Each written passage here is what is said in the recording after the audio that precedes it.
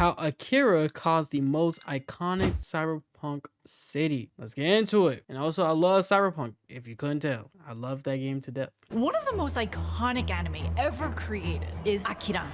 Everything starts with a mysterious explosion in Tokyo, and it leads to this era of aggressive rebuilding and the birth of an artificial megacity in the middle of Tokyo Bay, Neo Tokyo, which would be right about there. It's a story about a lost generation and about human experimentation and civic chaos, and it's about the struggle for identity in a technologically and politically turbulent society. But it's not just the story, but this fantastical cityscape that's both synthetic and organic, both grand yet intimate, sinister yet nostalgic, that has etched Akira into our collective memory. I want to talk. You know what's so crazy? I think a lot of people don't know this fact, but the craziest thing is the artist that did Akira, right?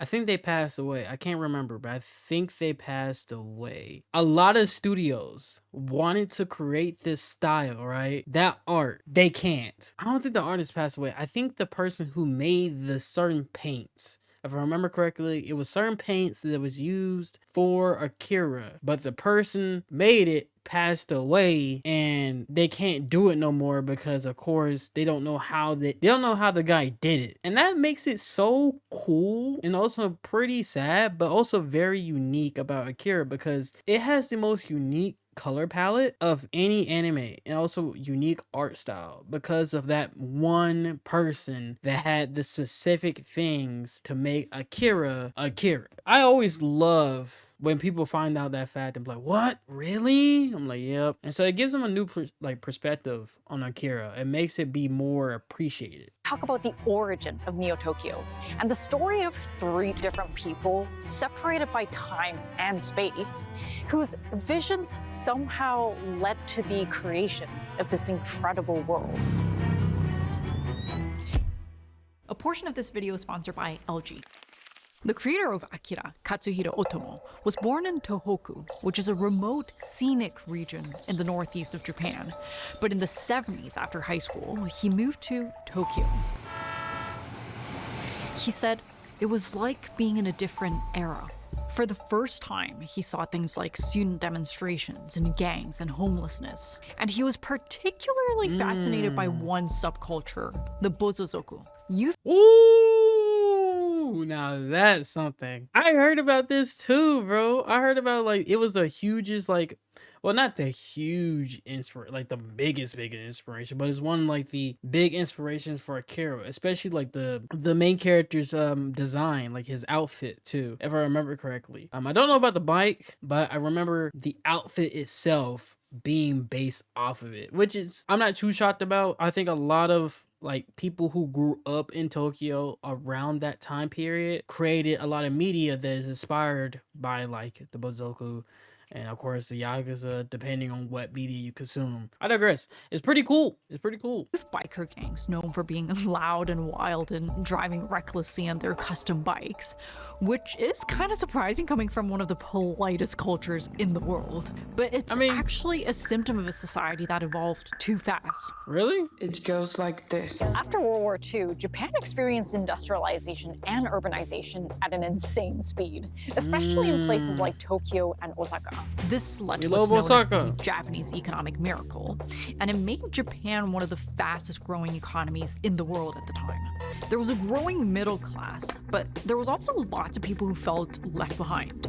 And Bozozoku gave these people, especially the youth, a sense of identity and community, with their own rituals and rules, and even uniforms. The streetscape. They were fitted. I will say that much. They were fitted. Transformed as well. Commercial clusters called yokocho started to pop up around train stations, where you can find the tiniest micro bars and restaurants. Bro, I really want to go to one of those. Called the zakyo, with signage all over the facade to try to lure you from the street. As more of these fill the city, it also placed Tokyo in the collective imagination. And all of this is what Otomo tried to capture in Akira. Adults only. This is where Neo Tokyo would have been. Of course, it doesn't exist in real life, but they did come I'm so pretty glad close it to don't. building something very similar. I'm so glad it doesn't, because we would definitely be in the wrong timeline if it did. There were two main industrial zones that were instrumental to this post-war economic boom, and people flocked to these areas from all over Japan. Let me guess. It was the 80s. It had to be the 80s. I'm guessing it's the 80s. But the population growth wasn't really properly planned or controlled, so it was seriously overcrowded, and there was a serious lack of infrastructure or essential services. Several proposals tried to tackle this problem, Okay, never mind. I was just completely nowhere near right. Just completely wrong. including plans for filling up almost 70% of Tokyo Bay with land. But this proposal got the most attention. It was a concept for a floating island with these mega spines that spanned across Tokyo Bay, with adaptable residential modules that could be added or sunk. And it followed the principles of a new architectural movement called metabolism. I don't know about that. I can see the vision they were trying to do, but I don't know about that. I don't know. This is the very first and one of the very few built examples of the metabolist movement, a movement that believed that buildings and cities are like living organisms, and it should adapt and grow based on the needs of the population. But the movement You know what? I ain't gonna speak on it because I don't know much about it. The only reason why I think it's not a great idea is because what do you do when there's like a typhoon? Like, does it just sink? I mean, that's my assumption, right? Like, if a typhoon comes through, or like a huge tropical storm comes through, right, and it hits that area, would it just like sink it, like, realistically? Or am I tripping here? But I guess they're gonna like go over in the video on why it wasn't like built, right? It has to be a reason why it wasn't built, because you would think it would be built because like they were building everything at that time. never really took off at the building scale or at the city scale, and they never ended up adopting any of these proposals. Instead, they opted to intensify land use within existing urban areas. They developed new satellite cities and towns, and they expanded into Tokyo Bay. And they also improved transportation to better connect these areas, eventually turning it into one of the most efficient and beautiful transportation networks in the world. But Otomo decided to adopt this idea of this artificial island for Neo-Tokyo. And in Akira, it creates this physical and symbolic division between the old and the new. And this radical concept was by an architect called Kenzo Tange. Kenzo Tange is arguably one of the most influential Japanese architects. He received the Pritzker Prize in 1987, which is like the equivalent of a Nobel Prize in architecture. Hold on, man was building.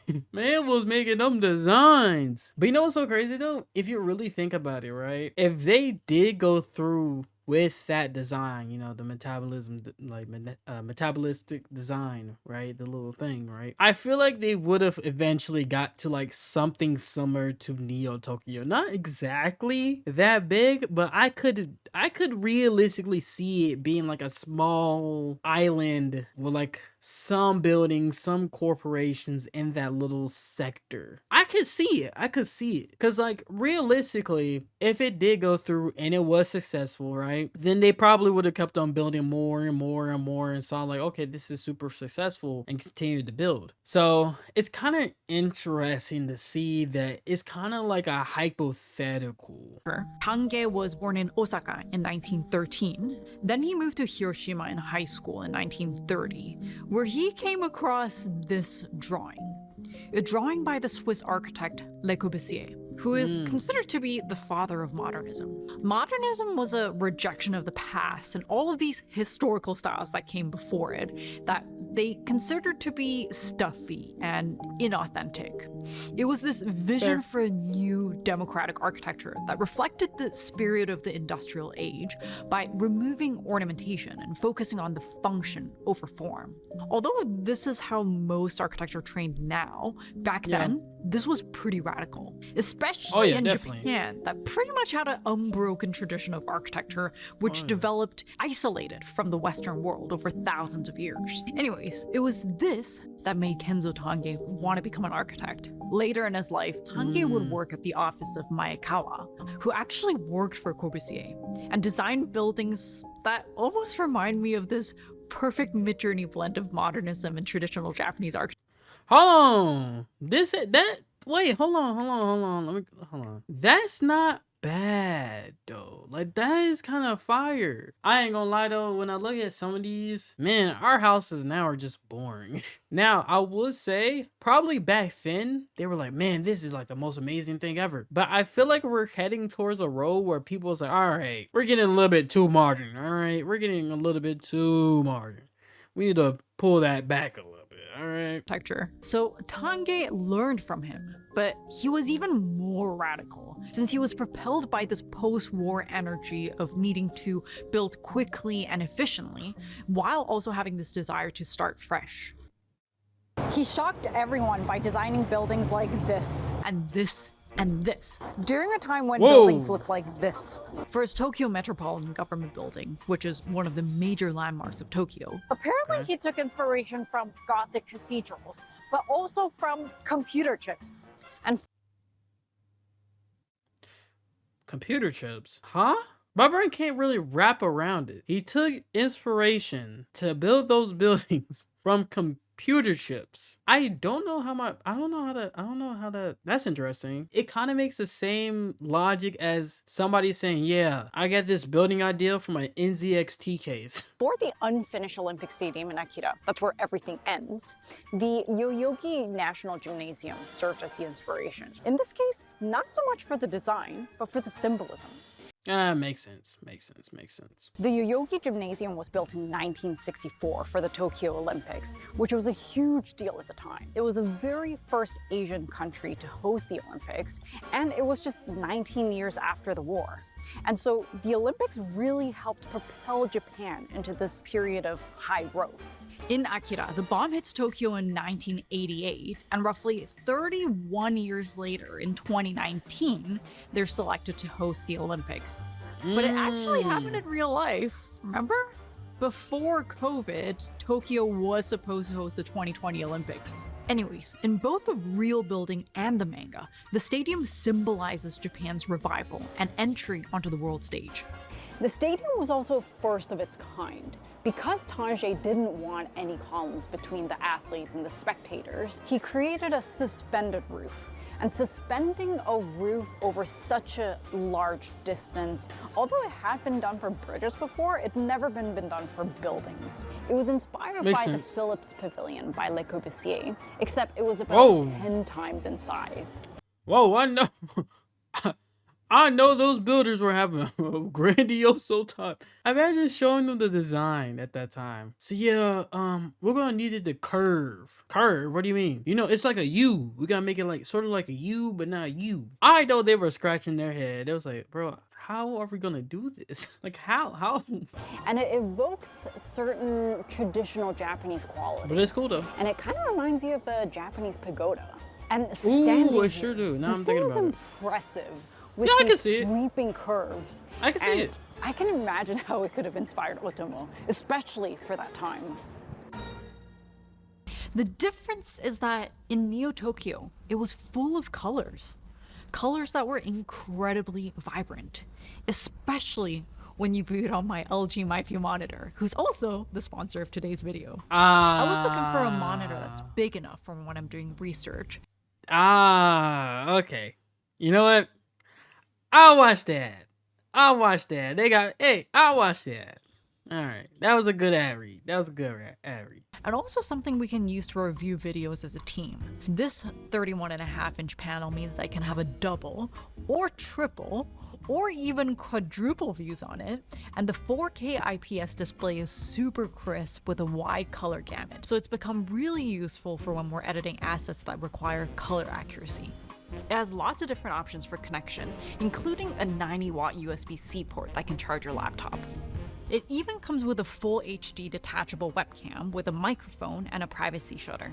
But this is not only a TV-sized monitor, it's also a full-feature smart TV. You can use What kind of TV is this? LG WebOS to run apps or cast content from any of your devices, and even watch Netflix without the need to connect to a computer. It's got its own speakers, and honestly, it's a great option if you live in a small apartment and you need a standalone device that can function as a second screen and a smart TV. If you want to learn more about LG MyView, check out the link in the description.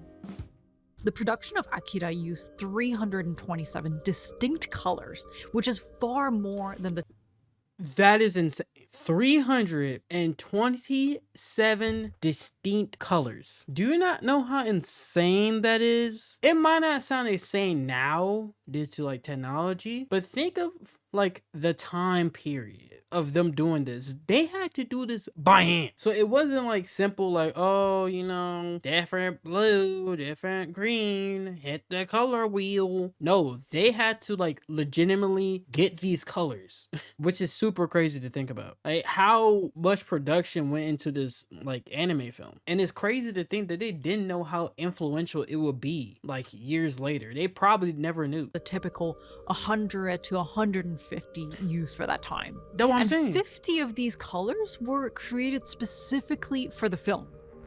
Since everything was hand-drawn back then, the decision to use such a wide palette of colors was a huge investment in time and resources. And in Akira, these colors are used strategically to symbolize different themes and emotions. For example, red is used to create a heightened sense of urgency and intensity, and also danger and violence. Green seems to represent elements or scenes that are unnatural or artificial, or the kind of scenes with mysterious elements of technology or supernatural powers. Sounds In about this right. case, it's combined with a bold red, and it feels somehow sinister. One of the critiques of modernism is that it feels sterile and lifeless, but here, the city feels alive and dynamic, especially with elements like this. Bro, look at the colors. With this maze of cables and wires that mimic blood vessels and nerves, it almost blurs this line between organic and mechanical. And the city reminds you of a kind of Hold on. organism.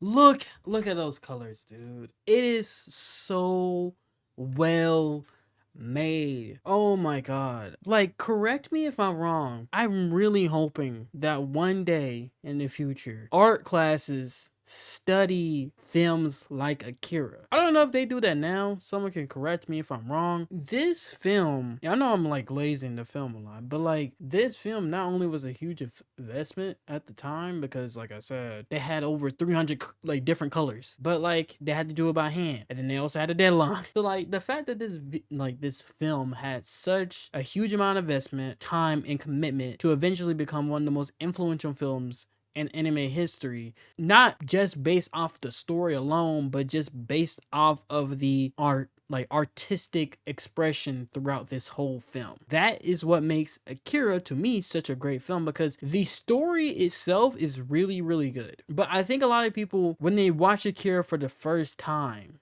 right, it is such a unique viewing experience, because if you have never seen anime films like Akira, especially in terms of color and the art form, it's like I can't even put into words. That has a life of its own. Kenzo Tange's work might have influenced the architecture of Neo Tokyo, but the massive scale of the city was inspired by Metropolis, which is one of the most iconic films from the 1920s by the Austrian filmmaker Metropolis. Fritz Lang. Lang was born in 1890 in Vienna, and he was initially interested in studying architecture, but I see. when he moved to Berlin after World War I, which was a hotspot for artistic experimentation, he fell in love with film.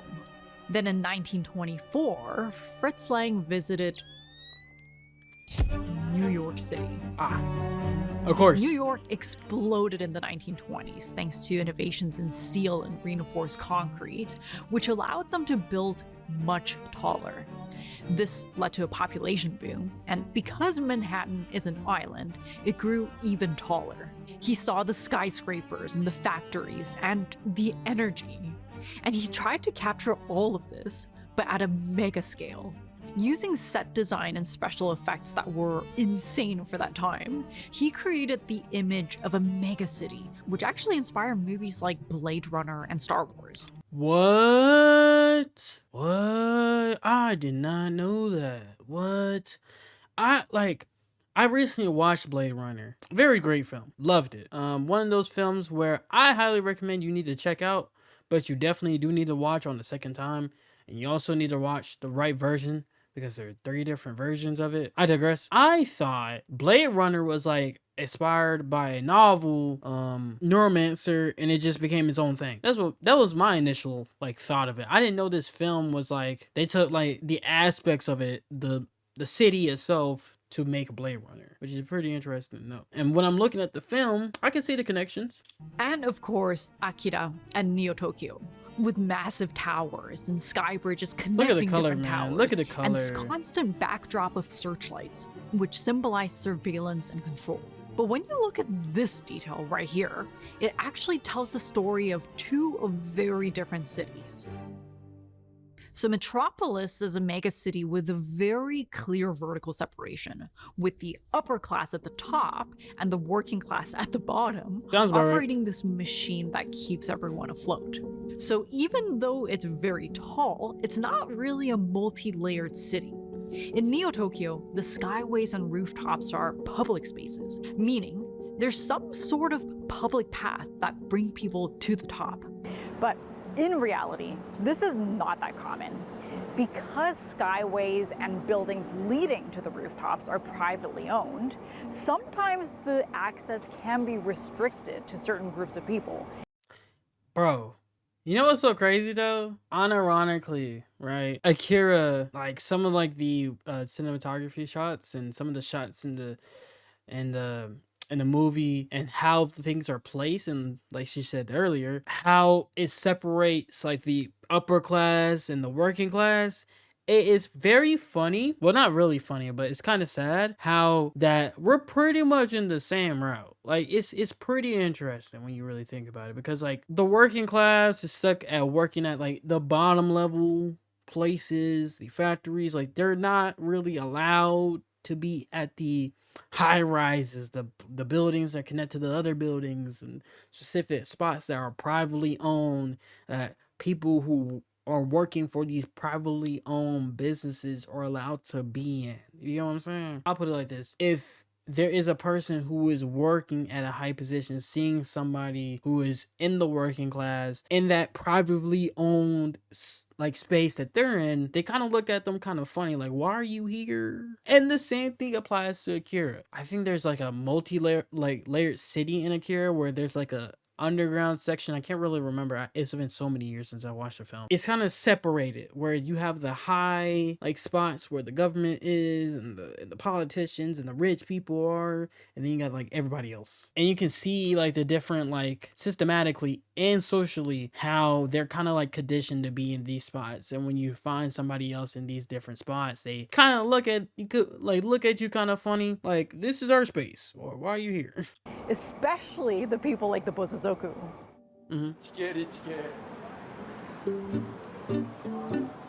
We actually spent a month in Tokyo while making this video, so I did get to see a lot of different rooftop parks. This one was my favorite, Miyashita Park. It sits on top of a shopping mall, and it's very porous.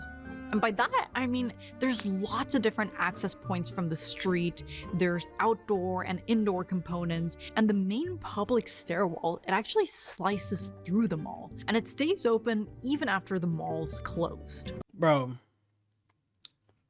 I would love, bro.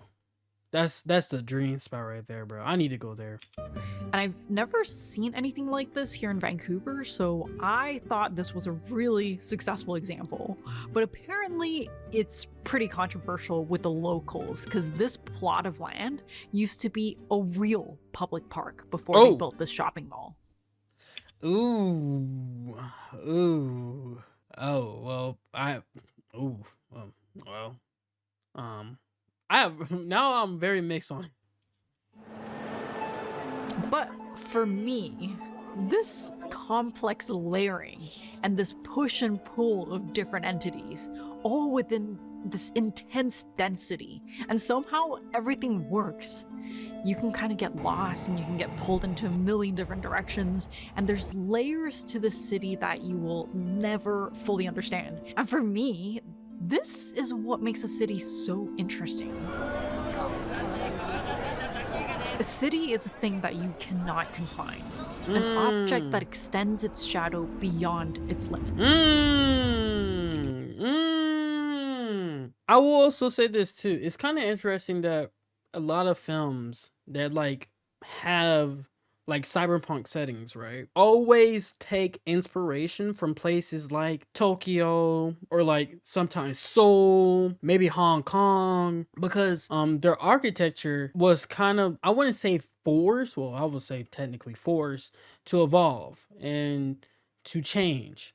Because when you look at like American architecture, it's kind of like boring. It's kind of interesting because you never really see, like, for example, cyberpunk games or cyberpunk like inspired movies or anime take inspiration from American architecture. And it's pretty interesting. Like even Cyberpunk 2077 takes place I think in LA, and it takes huge inspiration from like Blade Runner and some pieces of Japan's architecture. So it's pretty interesting. Each one of these people we talked about today were transformed by cities. Cities shocked them and inspired them and fueled their imaginations, and they ended up creating their own twisted and fantastical versions of these cities. And I think it's because some cities have a soul, formed by this serendipitous mix of millions of people who bring their own dreams and ambitions and fears.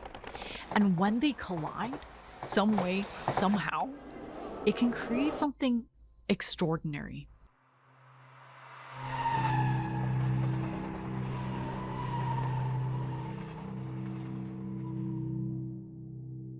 There's a lot of research that we did that didn't make it into this video. So if you guys are interested, Patreon. as always, we'll have that in our research booklet. Oh, there's a booklet. Oh yeah, I'm reading this later.